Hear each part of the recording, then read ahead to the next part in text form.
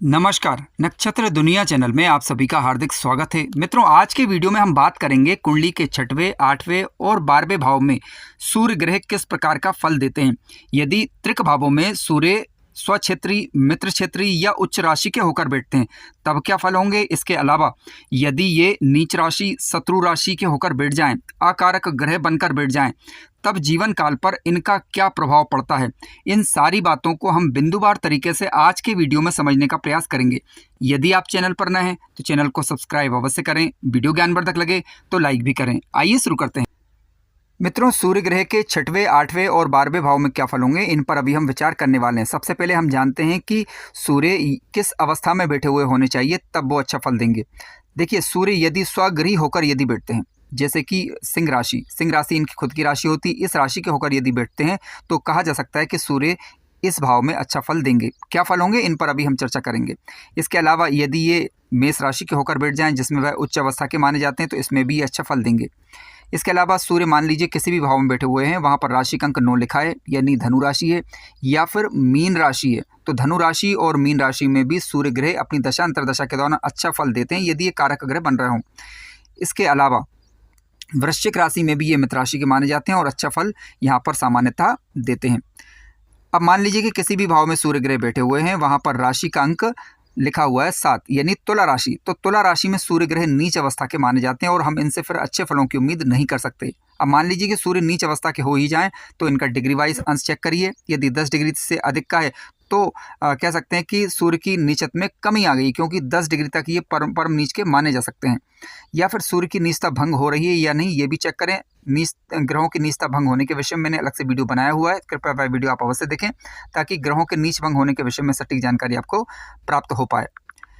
आइए सबसे पहले हम चर्चा करते हैं कि कुंडली के 6ठे भाव में यदि सूर्य ग्रह बैठे हों तो किस प्रकार के फल मिल सकते हैं। देखिए, सबसे पहले हम चर्चा करेंगे कि सूर्य यदि कारक ग्रह बनकर बैठे हुए हैं कुंडली में और स्वक्षेत्री या मित्र क्षेत्री या उच्च राशि के होकर बैठे हुए हैं 6ठे भाव के अंदर, तो जातक को ये प्रतियोगिता परीक्षाओं में सफलता देते हैं, यानी प्रतियोगिता परीक्षाओं में जातक सफलता दर्ज कर पाता है। सरकारी नौकरी इत्यादि में भी जातक को ये सफलता दे पाने में सक्षम होते हैं यदि लग्न और लग्न से मजबूत हो, अन्य शुभ ग्रहों का सपोर्ट मिल रहा हो।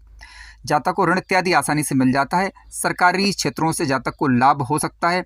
जातक कानून का जानकार हो सकता है। मुकदमों इत्यादि में जातक को विजय प्राप्त होती है। प्रशासनिक क्षेत्रों में जातक सफलता प्राप्त कर सकता है यदि लग्न से मजबूत हो और अन्य शुभ ग्रहों का प्रभाव हो। जातक दृढ़ निश्चयी होगा, स्वाभिमानी होगा और इसके अलावा अपने जीवन में अपने बाहुबल के दम पर, अपनी बुद्धि विवेक के दम पर जीवन को आगे ले जा पाने में सक्षम होता है। लेकिन ये सारी बातें तभी देखने को मिलेंगी जब सूर्य कुंडली में कारक हो और स्वक्षेत्री, मित्र क्षेत्री, उच्च राशि के होकर बैठे हुए होने चाहिए और अंश बल से मजबूत भी होना चाहिए। क्योंकि मान लीजिए सूर्य 6ठे भाव में बैठ तो गए हैं, कारक ग्रह भी बन गए हैं, लेकिन बल नहीं है, तो दशा अंतर्दशा में फिर हम ये नहीं कह सकते कि ये मन मुताबिक सफलता दे देंगे। ऐसी परिस्थिति में आपको इनके बल को बढ़ाने की आवश्यकता होगी। अब बल बढ़ाने के लिए आप भगवान सूर्य को नित्य प्रतिदिन अर्घ्य दें, अपने माता पिता का सम्मान करें, विशेष रूप से अपने पिता का सम्मान करें क्योंकि सूर्य को पिता का कारक ग्रह माना गया है। इसके अलावा बड़े बुजुर्गों का सम्मान करें। अगर मान लीजिए सूर्य कुंडली में नीच राशि या शत्रु राशि के होकर बैठ जाएं तो और पीड़ित कर रहे हों तो ऐसी परिस्थिति में गाय को गुड़ दें रविवार को, ताकि इनके नकारात्मक प्रभाव में कमी लाई जा सके।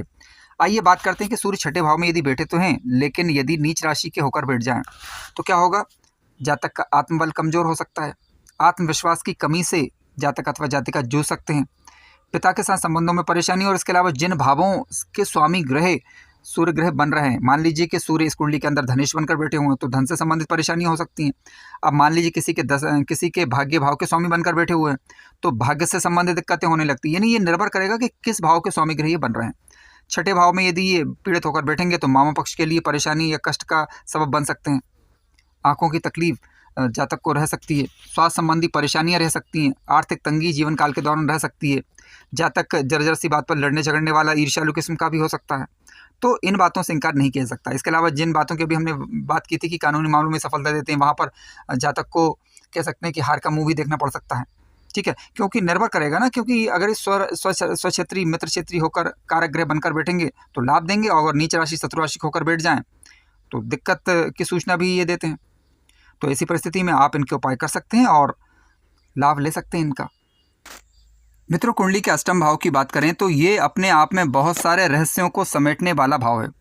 अष्टम भाव में यदि सूर्य ग्रह स्वक्षेत्री यानी सिंह राशि के होकर, या मित्र क्षेत्री यानी धनु राशि, मीन राशि, या फिर मेष राशि या वृश्चिक राशि के होकर, या फिर अपनी उच्च राशि जैसे कि मेष राशि के होकर यदि बैठे हुए हों, तो इस हिसाब से ये ठीक कहे जाएंगे।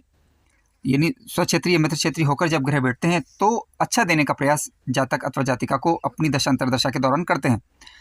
धनागमन के लिए अच्छा है क्योंकि आकस्मिक धन लाभ हो सकता है, पैतृक संपत्ति जातक को प्राप्त हो सकती है, गूढ़ विषयों का जातक जानकार हो सकता है, जातक दीर्घायु होगा, लंबा जीवन जीने वाला होगा और बहुमुखी प्रतिभा का धनी होगा, अपनी वाणी के माध्यम से लोगों को आकर्षित करने वाला होगा, वाणी क्षमता अच्छी रहेगी जातक की, हालांकि इसके लिए बुध की स्थिति अवश्य देख लें।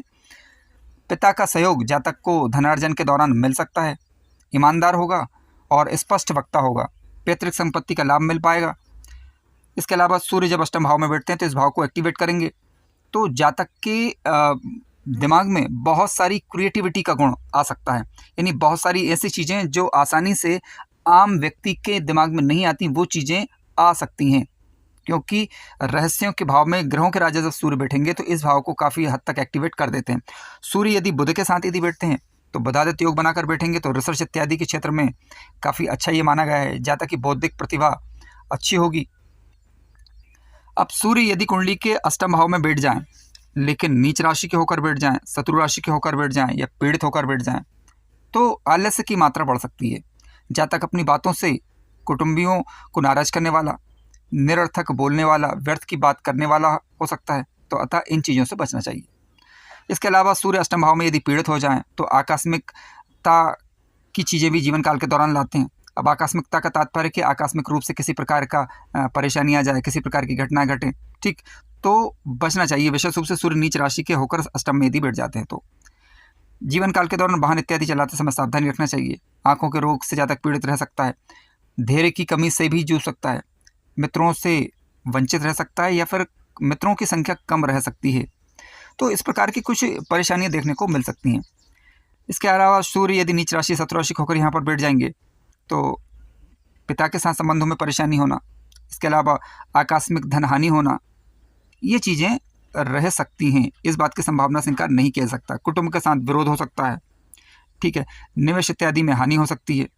तो ध्यान रखें कि सूर्य अष्टम भाव में नीच राशि के होकर बैठे हुए हैं तो भगवान सूर्य को नित्य प्रतिदिन अर्घ्य दें, पिता का सम्मान करें, गाय को गुड़ दें, आदित्य हृदय स्तोत्र का पाठ करें और किसी व्यक्ति से बात करने के दौरान विशेष रूप से उसके मान सम्मान का ध्यान रखें, तो निसंदेह काफ़ी सारी बुराइयों से बचा जा सकता है। आइए अब बात करते हैं कि सूर्य यदि कुंडली के 12वें भाव में बैठ जाएं तो किस प्रकार के फल मिल सकते हैं।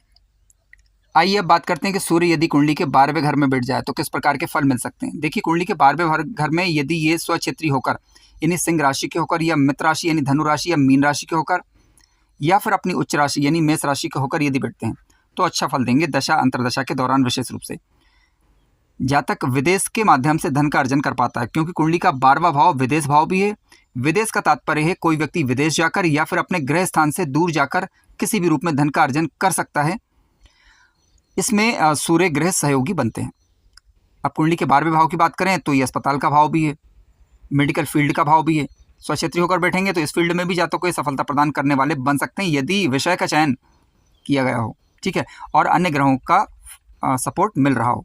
जातक परोपकार करने वाला होगा, दया धर्म का गुण जातक के अंदर पाया जाता है, सेवाएं करने वाला होगा, सेवा क्षेत्र से जुड़कर जातक सफलता प्राप्त कर पाता है, धनागमन कर सकता है, सरकार से धन प्राप्त हो या फिर किसी प्रकार का ऐसा सहयोग मिले जिसके कारण जीवन यापन आसान हो जाए, इस प्रकार का लाभ भी ये देते हैं। हालांकि जातक थोड़ा सा जिद्दी स्वभाव वाला हो सकता है, लेकिन विचारशील होगा। अकेलापन का गुण भी जातक के अंदर पाया जा सकता है। हालांकि अकेलेपन के जब भी विचार कर रहे हो तो ये देखें कि केतु का संबंध क्या कुंडली के 12th हाउस से बन रहा है। यदि हाँ, तो आप कह सकते हैं कि हाँ, जातक एकाकी जीवन जीना पसंद कर सकता है। 12वें भाव में सूर्य ग्रह यदि कारक ग्रह बनकर मित्र क्षेत्री होकर या स्वराशि के होकर बैठते हैं तो सामान्यतः अच्छा फल देंगे, दशा अंतर्दशा लाभकारी रह सकती है। हालांकि खर्च फिर भी बने रह सकते हैं, क्योंकि खर्च भाव को समय यदि खर्च भाव में बैठेगा तो निसंदेह कहीं ना कहीं खर्च करवाएगा। जातक अपने शत्रुओं पर जीत दर्ज करने वाला, कानूनी मामलों इत्यादि में सफलता दर्ज करने वाला होता है। प्रतियोगिता परीक्षाओं एग्जाम में भी जातक सफलता दर्ज कर पाता है यदि लग्नेश मजबूत हो और ग्रह के पास बल हो। इसके अलावा मान लीजिए कि सूर्य कुंडली के 12वें घर में तो बैठ गए हैं, लेकिन नीच राशि के होकर बैठे हैं, अकारक ग्रह बनकर बैठे हैं, किसी केंद्र या त्रिकोण के स्वामी बनकर बैठे हैं, तो इस स्थिति में ये ठीक नहीं कही जाएगी स्थिति। उदाहरण के लिए मान लीजिए कि सूर्य सप्तमेश होकर 12वें घर में चले गए, ठीक है। अब तो ऐसी स्थिति में हम ये नहीं कह सकते कि इनसे ज़्यादा अच्छे फल मिलेंगे, क्योंकि कहीं ना कहीं जिस भाव के स्वामी ग्रह बनेंगे वह भाव कमजोर पड़ेगा। उदाहरण के लिए सूर्य 12वें घर में जब बैठते हैं तो पिता पुत्र के साथ संबंधों में जातक को परेशानी रह सकती है। इसके अलावा कुंडली का 12वां भाव एक शयन भाव भी है, तो जातक कह सकते हैं कि जिन्हें समाज स्वीकार न करे उस रास्ते पर भी बढ़ सकता है यदि शुक्र इत्यादि ग्रह के साथ ये बैठ जाए। लेकिन ध्यान रखना होगा कि ग्रह पीड़ित होना चाहिए, या तो शुक्र पीड़ित हो या सूर्य पीड़ित हो, ठीक है। तो ग्रह पीड़ित हो या फिर नीच राशि के ग्रह की दृष्टि पड़ जाता हो, व्यर्थ के खर्च कर सकता है, कार्यों में लापरवाही बरतने वाला रह सकता है, आर्थिक संकट बने रह सकते हैं जीवन काल के दौरान। यदि किसी कानूनी मामले में फंस जाए तो वहाँ पर दिक्कतें हो सकती हैं। सरकारी क्षेत्रों में जातक को दिक्कतों का सामना करना पड़ सकता है। इसके अलावा विचारधारा की यदि बात करें तो परस्पर विरोधी विचारधाराएं जातक के मन में पनपती रह सकती है, यानी कभी कुछ करने का मन करेगा तो कभी कुछ करने का मन करेगा, वह समझ नहीं पाएगा कि वास्तविक रूप से उसे क्या करना चाहिए, ठीक है। यानी कुल मिलाकर विचारों में उतार चढ़ाव बना रहेगा। संतान के साथ संबंधों में परेशानी रह सकती है। मान लीजिए संतान से बनकर कुंडली के 12th हाउस में नीच राशि शत्रु राशि होकर ये बैठ जाएं, तो देखना होगा आपको कि यदि 12th हाउस में बैठे हैं सूर्य तो किस भाव के स्वामी ग्रह बन रहे हैं। तो जिस भाव के स्वामी ग्रह बनेंगे वह भाव प्रभावित होगा, और जिस भाव में ये बैठेंगे उस भाव को भी कहीं ना कहीं प्रभावित करेंगे। जातकहीन भावना का शिकार भी हो सकता है यदि ये पीड़ित हो जाएं। तो प्रतिदिन भगवान सूर्य को अर्घ्य दें, आदित्य हृदय स्तोत्र का पाठ करें, पिता का सम्मान करें और दूसरों के मान सम्मान का ध्यान रखें। तो निसंदेह काफ़ी हद तक नकारात्मक प्रभाव में तो कमी आएगी। यदि आपकी कुंडली के अंदर सूर्य अच्छे हैं तो ऐसी परिस्थिति में और शुभ होकर अच्छा रिजल्ट देने लग जाएंगे। मित्रों, कार्यक्रम ज्ञानवर्धक लगा हो तो लाइक करें, चैनल पर नए हो तो सब्सक्राइब भी करें। धन्यवाद।